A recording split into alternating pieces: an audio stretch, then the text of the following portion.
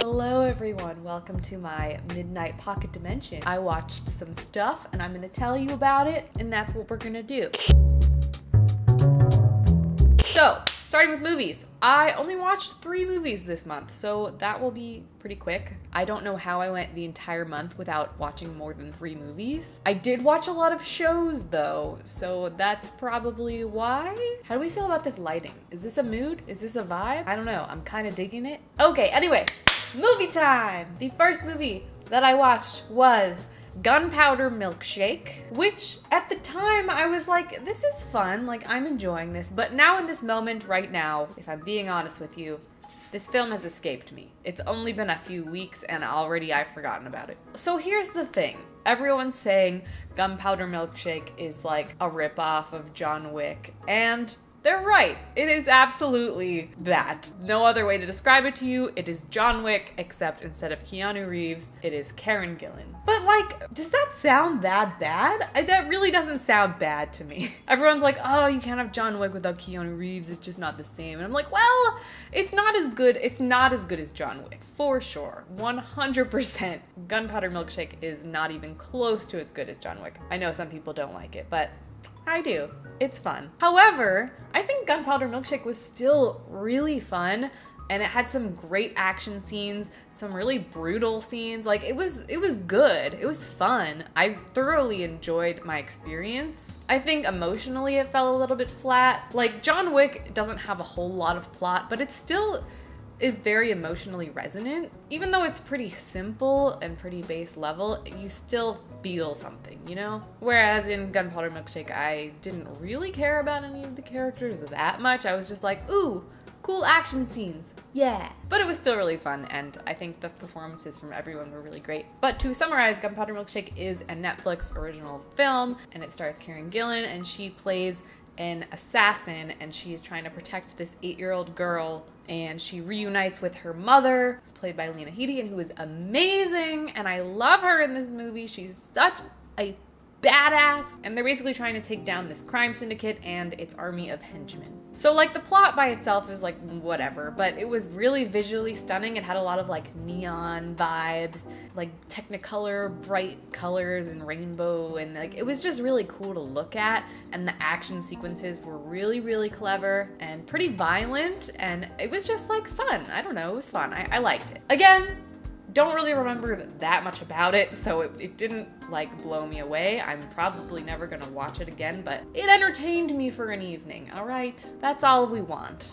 We need to stop being so critical all the time, if you ask me. Okay, movie number 2, Black Widow. Yes, Scarlett Johansson, Florence Pugh. I'm here for it forever. All right, I was excited to see this movie, mostly because I was just curious what they were gonna do with it, if it was gonna be any good at all. So I had like medium expectations for it. I was like, it's probably just gonna be another Marvel movie. But honestly, I really enjoyed Black Widow. I think it was so much fun. It was really well written. I think Scarlett Johansson was amazing, and Florence Pugh, oh my god, I'm in love with her. I love her so much. More Florence Pugh. Put her in everything. I want to see it. So Black Widow takes place after Civil War, like right after. So it's before Endgame, so she's still alive. It's like a flashback story. And because of everything that happened in Civil War, she sort of has to go into hiding. And to do this, she goes back to her sister and her past and her home life and her entire family, basically. And we learn a lot about where she came from and her life as a spy and growing up in this weird spy environment. And she has this really interesting, estranged family situation and an extremely dark childhood and dark past, and we see a lot of that, and you learn so much about Black Widow, who really has never been a character that I've been like super intrigued by, like, and I don't think anyone has ever been like, yeah, Black Widow is my favorite Marvel character, because like, she's cool, she's a badass, absolutely no question, but she never really had that much depth. So it was really cool to see her here and see her be portrayed in a really interesting way and in a really human way. I think for a long time she's just been like this unrealistically strong hero and not really a human. I mean, we do get moments of that, but this was like real, you know? And it was really cool. It was really good. I think it was just all around a really good action movie. I think it could even just be a movie, just an action movie on its own. It didn't really need to be a Marvel movie. It could have been anyone. It didn't need to be Black Widow. So in that way, it felt very separated from the Marvel Cinematic Universe because it didn't really feel like a Marvel movie, which I kind of love because it was refreshing and it was just really, really fun. And I just friggin' loved it. I friggin' loved it. All right. I do have some minor complaints about it, but they're kind of spoilery, so I won't go down that road. But not perfect, but pretty damn good. And then the last movie that I watched is actually 3 movies. So I guess I did watch more than 3 movies, technically, because I also watched the Fear Street trilogy. So the Fear Street trilogy is 3 movies that Netflix released, like, all in one week. So Fear Street is based on a series of teenage horror fiction novels by R.L. Stine, who I'm sure you've heard of. And the 3 movies take place in 3 different time periods. So the first one is 1994, the second one is 1978, and the third one is 1666. But essentially in the first one there's like this series of brutal slayings. It's like a slasher movie where everyone just is getting picked off and murdered brutally, and this group of teenagers takes on this evil force that they believe is a witch that like haunts their town because she was accused of being a witch in 1666, and they hung her, and for centuries her like witchy curse spirit has plagued. So that's like the gist of it, basically. Group of teenagers trying not to get murdered by a witch. And personally, I very much enjoyed this. I actually liked all 3 of them very much. I've heard a lot of mixed reviews. Some people love them. Some people really like the second one. I also really like the second one. I think it's the best of the 3, but I really liked them all. I actually super enjoyed the first one. It just felt like a really fun slasher movie. I don't know. I had a good time watching it. And the third one, which has gotten a lot of hate, a lot of people say that it's the worst, that it's like awful. I don't think it's perfect. I think it's the weakest of the 3. But I really enjoyed the third one. Is that okay to say? I don't know. I do think it had a lot of plot holes, and like overall, to wrap up the trilogy, didn't do like an amazing job, but it was still a really good story. It was really interesting, and I like how it kind of tied back into the first one. It wasn't just like a third movie in a new era. It was like they kind of bounced back and forth between the time periods, which I really thought was pretty cool. So I don't know, I really enjoyed it. I think it's not like the greatest thing I've ever seen in my life, but I thought it was pretty good. I really liked the second one. That one was super good. But yeah, if you're looking for like a fun triple feature night of scary movies, like this was definitely a good time. Okay, next. Hello, what did you watch this month? So the first one I want to talk about, I mentioned last month, but I mentioned that I watched Loki, but I wasn't going to talk about it because I hadn't finished it yet. Now I have. I watched the finale, I finished Loki, and I friggin' loved it. I loved it. It ended, I'm not going to spoil anything, but in such an interesting way that I didn't expect at all, and I'm just so intrigued by everything that they've done in this show. It's so good. I think it's my second favorite show of all the shows they've done. I guess I've only done 3.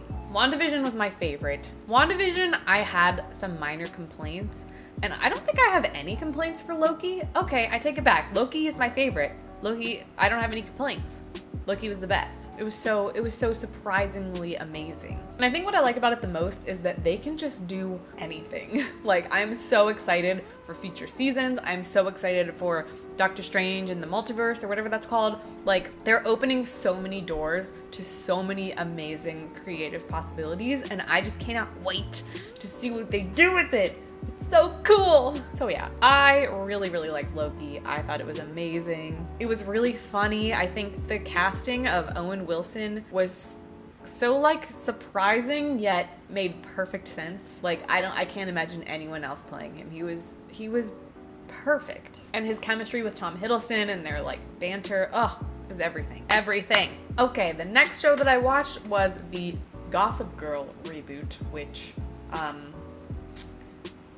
is a thing that exists. So I only watched the first episode. I did not want to suffer through any more than that. No, thank you. But I made a whole video about it, so if you would like to know more about this horrible experience that I had to go through, feel free to watch that video. I watched the entire first episode, do a little commentary, a little reaction, had some fun. But yeah, absolutely hated it. If you love it, that's fine, good for you. I'm happy for you, I really am. I'm glad you found some peace, but I will never know peace because I hated it. All right, next we have a reality TV show, once again. Again, I know I said I don't like reality TV, I really, really don't, but I've once again found a reality show that I freaking love. Well, love is a strong word. It's more like a, wow, I just couldn't stop watching this train wreck. And that is Sexy Beasts. Sexy Beasts is a show on Netflix. I watched all of it in one night. It's not very long, very bingeable. And I don't even know how to explain it to you. I'm just gonna play some footage. Welcome to the strangest blind date ever. I want to get married, I want to have babies. Before I'm like 26, do you have health insurance? Could you fall in love with someone based on personality alone? Ass first, personality second. That's a show. That's a thing that they decided to do. And I wouldn't say I'm particularly here for it. I wouldn't say I'm supportive of this production. I think it's absurd. It's absolutely absurd. The contestants, who are they? Where did they find these people? Their minds? I'm just blown away. Half the time I was like, are these people real? They actually... Huh? I mean, the concept of this show is that let's take really attractive people, cover up their faces, and see if they can be attracted to someone just with their personalities? What?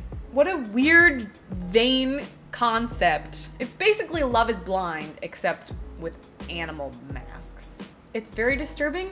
I will say the makeup department deserves all the awards because the prosthetics and the everything was so good. They were so good at like hiding any kind of features at all. Like you could not tell what these people looked like. And if you thought you did, you definitely didn't. Like it was a complete misdirect and it was like, I mean, the annoying thing is that they were all beautiful people. Like it was never like a, ooh, I hope they're attractive and not hideous. Even though that was like the monologue that everyone kept saying, which is like such a shitty thing to say, like what the fuck? But no, of course they're all like supermodels. Just weird, just a weird show and I freaking loved it, god damn it. I think what I particularly enjoyed about it is that it's very self-aware. It has a narrator who kind of just like makes fun of all the contestants and also sort of makes fun of the show itself. I feel like they shot the show and then they were editing it and they were like, what did we make? What did we create?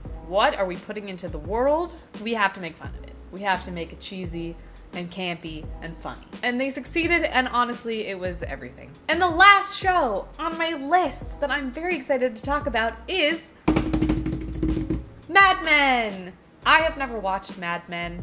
Not really sure why, just never really came up. And I feel like I keep watching all of these shows that are kind of short, like 1 or 2 seasons, and then I get really bummed that they're over. And so I was like, I need to watch a show that's long, that will take up some time, so that I can have it comfort me when I want to watch something for months. Except maybe not months, because I am watching it very fast. I've watched the whole first season, and I only started it a week ago, and I freaking love it! All I really know about this show is that it takes place in 1960s New York, and a lot of people smoke, and it stars John Hamm, and that's like pretty much all I knew about it. Going in, I was just like, yeah, sure, this sounds fun. Love a period piece. But it's so good, it's so good. I'm obsessed with it. It's like, the writing is, I feel like I haven't seen television this good and on this level in like a super long time. I'm only a season in, so I don't know, maybe it gets worse, but I'm really here for it. It's really interesting. I think the characters are so interesting. It's like, that's really the only word I can use to describe it, because like the plot itself, if you were just to like describe it, it would be very boring. It's just like every episode, you're just watching people in an office for an advertising agency. That's sort of like the premise. That's why it's called Mad Men, because they work on Madison Avenue and they were the ad men and people called them the Mad Men. And John Hamm is one of them. He plays a guy named Don Draper, who is like this very smooth, gentlemanly top ad man in the business. Like, he's super good at his job, but he's really mysterious. I don't know, he's just really complex, and I just love learning about him in every episode. And I love that he's kind of a horrible person. Like, I really love an anti-hero. I don't even know if he'd be considered an anti-hero. He's just kind of complex and not the best. Not the best human being. But no one is. Everyone in the show is kind of horrible. And it's so interesting. I'm so interested. And I'm really, really enjoying it. It's really fun. I would recommend it to anyone who loves a good drama. But yes, that is it. That is all the things that I've watched in the month of July. So I hope you enjoyed this video. Thank you so much for watching and joining me and listening to me talk about stuff. If you've seen anything really good lately, let me know in the comments below. Oh, I just remembered something I forgot. I knew there was more. I won't get into it because I only watched like 2 episodes, but I also watched the new season of Ted Lasso, which came out a few weeks ago. They're releasing 1 episode at a time, so I've only seen up to now, but so far so good. So far, providing the dopamine that I need in my life. Anyway, that's all for this video. Thank you guys so much for watching, and I will see you in the next one. Bye.